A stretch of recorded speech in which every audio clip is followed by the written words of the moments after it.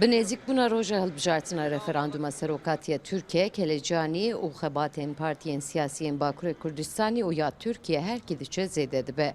Li Amedê jî ji aliyekê xebatên partiyan didome, ji aliyekê jî welatiyên Amedê li her serê taxê û li her qehwexanê niqaşên pergala parlamentoyê dike. Li gor welatiyan guherandina pergalê ji bo pêşeroja Tirkiye re û gelê Kurd re wê tüfey de neyne. Ji bo vî zulm û baskî zulmkariyê em nadibêjin. Ji bo xelkê Kurd pir zulm dikin, pir baskî dikin. Tamamê belediye başkaniyê me, tamamê parlamenterê me tev dondur dane. Ji yekê tenê Tirkiye teslîmê wan nakin. Dama wî çi ye vay bo vî partî heya îro hatiye vî memleketê de ne em û ne bav û kalê me hîna heya vî çaxê awqa şîdet nediye yani li her derî huzursizî her derî teşqele ew hatiye ji bo wî em ez ê bêjim na.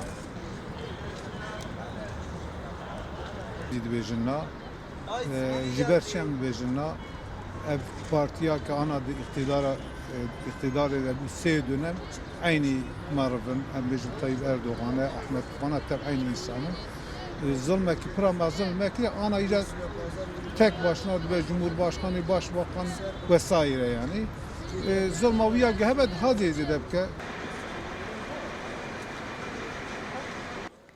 Welatî dibêjin di hilbijartinê de heger dengê erê derkeve wê bibe felaketa Tirkiye. Lewra dibêjin wê birevebirina Tirkiye dibin kontrola destekî tenê debe. Ev ê jî wê bi xura dîktatorî û pergala rejimê bîne. Di referandumê ez ê bêm na bela baweriyan bi Erdoğan tîniye. Ez dibêjim na tabii ki yani ez naxwazim ev li ser tek mirovahiyê bimeşî. Ji bo gelê Kurd em çi qabêjin na û em herin ser sandiqa ew ê baş pêş boyma. Em ji referandumê de em bêjin na.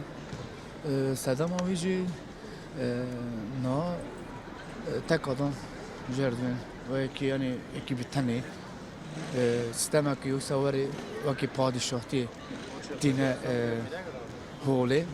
Em ji vêra dibêjin na. Ez dibêjim na sebeba wî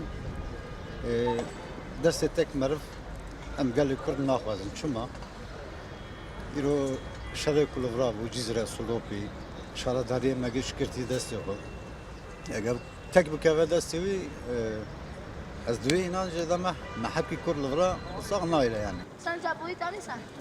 Zabû. Ortaxleşik. Welatî dibêjin li gor anketên ku bi destê şirketvanan ve tê kirin dide xuya kirin ku wê hejmara erê dayînê kêm bibe. Lê dibêjin ya girîng encamê hilbijartinê wê dengên kesên ku bê biryarin bû giherîne. Sevda Kaplan, NRT, Amed.